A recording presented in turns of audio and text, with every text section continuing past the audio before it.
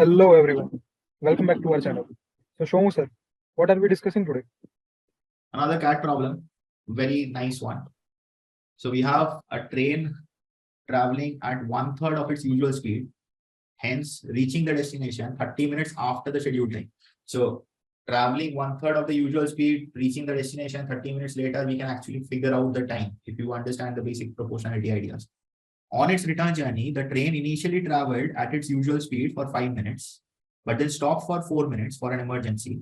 The percentage by which the train must now increase its usual speed so as to reach the destination at the scheduled time is nearest to. So first of all, let us look at the first sentence. So it said that the train traveled at 1/3 of its usual speed, right? So if it is traveling with 1/3 of its usual speed, so for example, let's say usual scenario and the special scenario, something like this, right? So if the usual speed is 3, the special speed is 1, isn't it? It's traveling at 1/3 of its usual speed, isn't it? Right. So the time should be inversely proportional, 1:3, because it's traveling the same distance, whatever it is, right? Right. Now, these two times have a difference of 30 minutes. Because reaches the destination 30 minutes after the scheduled time. So we have to assume that, I mean, by common sense, we have to assume that traveling with its usual speed, it should have reached at the scheduled time, right? Otherwise, the question itself doesn't make any sense. So this difference is 2 parts here. So the 2 parts correspond to 30 minutes. So the usual time should be 15 minutes. Correct. If 2 parts is 30 minutes, then 1 part is 15 minutes, right? I'm concerned about the usual time because the later part is everything. I mean, the return journey is everything with respect to the usual speed, right? Not about anything about the special speed, isn't it? Right. So what does it say about the return journey? So we know that in 15 minutes, it covers whatever distance it has to cover, right? So I'm just writing 15 minutes for that. Now here what happens is it travels 5 minutes with the usual speed. So 5 minutes, whatever it had to travel, it has covered, right? Usually what it had to cover, it travels that. So the remaining distance with the usual speed should have taken how much? 10 minutes? This is the usual scenario, right? Right. Now, well, we have an emergency stop of 4 minutes. So in order to reach at the scheduled time, so that is the objective, right? So as to reach the destination at the scheduled time, because of the 4-minute stoppage, so the train has to cover this distance in 6 minutes. Right. Correct.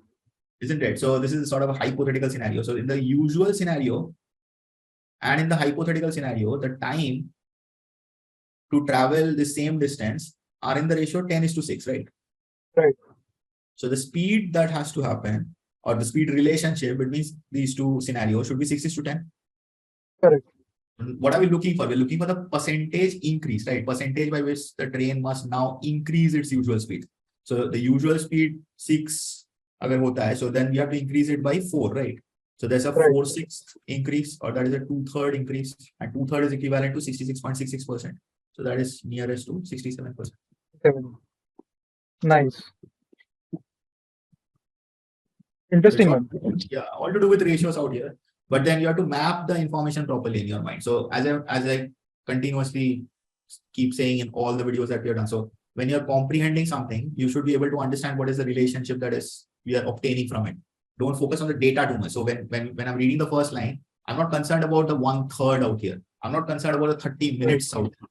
What I'm concerned about is I have a relationship between the usual speed and the special speed. I know how much more time it has taken. So using these two things, I can actually figure out the usual time and the special time, something like that. Isn't it? Right. Correct. So those kind of things, the faster it happens in your mind, the faster the process of solving it would automatically map in your mind.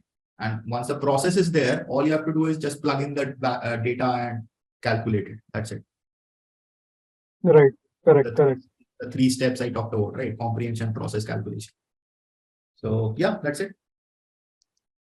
Thank you, sir. Thank you so much for this wonderful question. Thanks everyone for joining in. Thanks, Arshad. Thank you, everybody. If you haven't yet checked the full playlist containing this video, then check the description for the direct link.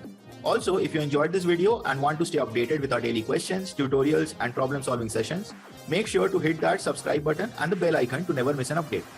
In addition to our daily questions, we also offer comprehensive preparation for CAT and other management entrance tests. If you're looking to excel in these exams, we highly recommend checking out these courses in our website. To get a taste of what our courses have to offer, we invite you to take a free demo. The demo will give you a glimpse into the quality and effectiveness of our teaching methods, study materials, and practice resources. You can find the relevant links in the description of this video. Have a nice and successful preparation ahead. See you in the next one.